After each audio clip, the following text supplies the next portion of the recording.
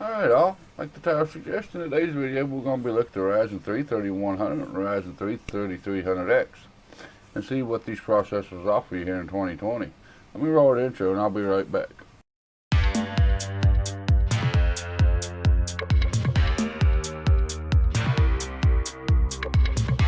Alright guys, like the title suggests and I said in the intro, we're going to be looking at the Ryzen 3 3100 or 3300X, and we're going to be comparing some of the performance that you can get out of these 4-core 8-thread processors here in 2020. Unfortunately, I don't have these on hand to run my own test. They ain't available for purchase until for a couple more weeks till May the 21st. So I can't do my own testing. I don't have them on hand. Tom's Hardware has ran the numbers for me. And that's what I'm going to be linking to is the article from Tom's Hardware, and I got one from Tech that's also just going to kind of give you a breakdown of what the chips actually are. The links for the articles will be in the description below if you'd like to look more into them. Okay, so what is the Ryzen 3 3100 and the Ryzen 3 3300X? Here's Antec. Ryzen 3 3300X is 4-core 8-thread. Turbos at base clocks is 3.8, boosts up to 4.3. 2 megabits of L2 cache, 16 megabits of L3 cache. It does support PCI Express x4. It is a 65 watt TDP, and it goes for $120. The Ryzen 3 3100 is 4-core 8-thread, 3.6 base up to 3.9 boost, 2 megabits of L2 cache, 16 megabits of L3 cache. It does support PCI Express x4.0. It is also a 65 watt TDP, and it is a $99 chip. Now these only being 4-core 8-thread processors, you know, to me they're a little bit lackluster here in 2020, but these are a good processor to get started out on. These will fit into the B550 motherboards and the X570 motherboards. Now these processors will fit into the older motherboards as well. Besides the A320, they won't fit into the A320, but they'll fit into the X370s, the 470s, the B450s, the B350s. They'll fit into them. I mean, of course, the older motherboards like the B350, the X370, the B450 will need a BIOS update to be able to run these processors, but they will fit in there. They will run fine once you get the BIOS updated. As far as the performance of these chips go, I'm not too sure on what kind of hardware Tom's Hardware was running. They don't have the hardware listed, but they do have some VR marks and some 3D marks that we're going to be looking at, and they got some games that they tested. So we're going to be taking a look at them, and I'm going to mainly be focusing on comparing this to the Ryzen 5 1600AF. Because it's a 6-core 12-thread processor on Zen Plus architecture. It's got 6-core 12 threads, which is more cores and more threads. But the Ryzen 3100 and 3300X has got a better IPC to it. So we're going to see which one actually going to be better, and mainly focusing on gaming, because that's what most people are building PCs for today. So let's flip over here and see what Tom's Hardware's testing has came up with. Okay, here's the 3D Mark Firestrike physics scores. As you can tell, the Ryzen 5 1600AF is up here top with 186. At stock, the Ryzen 3 3300X is up to 15237, and stock 3100 is up to 13672. As you can tell in this, the Ryzen 5 1600AF has took the lead and is beating these new chips. But of course, Firestrike physics scores is more core dependent than most games are. So of course, with that extra 2 cores and extra 4 threads, you should see better results in this because of the core count. The CPU test for the time spy, you got the Ryzen 5 1600AF getting 5787. The stock 3300X is 5310. And the stock Ryzen 3100 is 4926. And again, this is more cores is better for these kind of tests. So the AF is beating them out. Now in VMwork, we see a little bit of a different story here. We have the Ryzen 3 3300X is 269 points. We have the Ryzen 3 3100 coming in at 222 points. And the 1600AF is all the way down here at 199. The better IPC that the second gen has got is doing better in this VR market than what more cores and more threads is doing. Alright, now if you're going to be focusing on gaming, we got some gaming benchmarks down here. This first one is the Ashes of Singularity. These was ran on 1920 by 1080p with the crazy presets. I'm not going to be focusing too much on the overclock because that's going to vary. The Ryzen 3 3300X got a 1% low, 36.6, and the max frame or the average frame rate was 41.4. The 3100 got a 1% low, 31.9, and an average of 37.1. The 1600 AF got 27.6, and the average of 33.8. Next, we got Civilian 5, Civilian 6, graphics test only. On top, we got the Ryzen. Right down here's the stock numbers. Ryzen 3 3300X. We got a 1% low, 99.7, and the average is 123.1. Got the Ryzen 3 3100 at 83.5, which is 99 percentile, which is 1% pretty much. And then the average is 101.1. Then the 16AF is 80.4, and the average is 99.8. And that was also ran at 1920 by 1080p high settings. Dawn of War, 1920 by 1080, DirectX 12, and maximum settings on this one.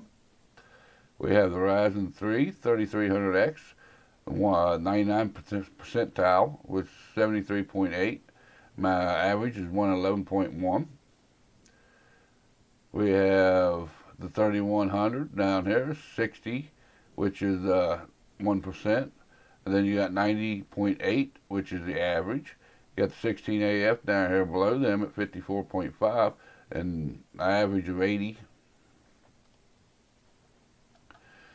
Far Cry, 1920 by 1080p, DirectX 11 on ultra settings. Here's the Ryzen 3 3300X. 99 percentile is 89 frames per second. Average is 113.1.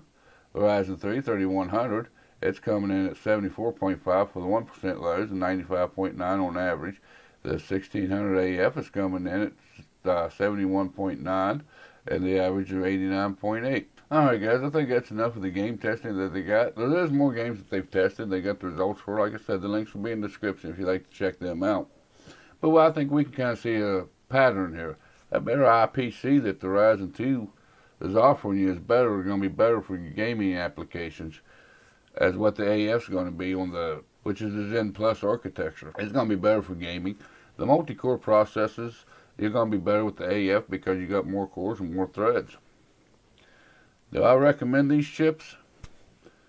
If you're on a really tight budget, yeah, you can start out with one of these chips. These cards, these CPUs would be good up to like a 2060, maybe 2060 Super. You know, on the AMD side, you're looking up to about 5700. I wouldn't go much higher than that. I wouldn't go with a 2070. I wouldn't go with the 5700 XT or anything like that because that CPU is going to be holding back your graphics card some.